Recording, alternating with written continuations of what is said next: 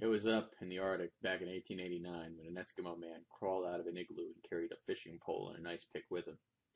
He trekked through the bitter cold and stopped.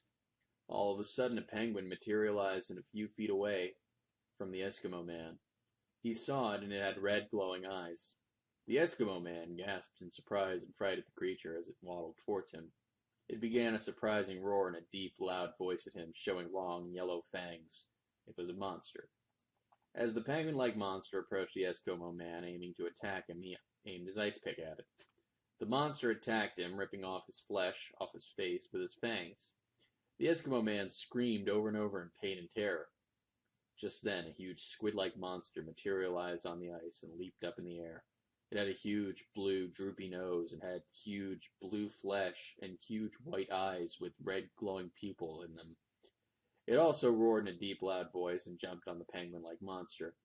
It opened its mouth, revealing black, long fangs, and it bit into the other creature's neck, hard.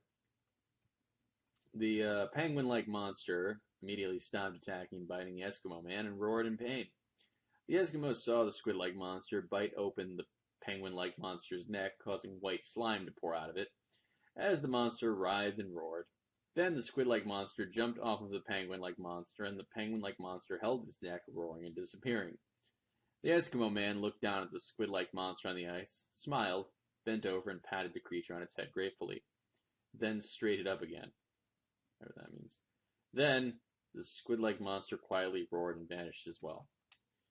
Then they all turned into skeletons and briefly burst into flames.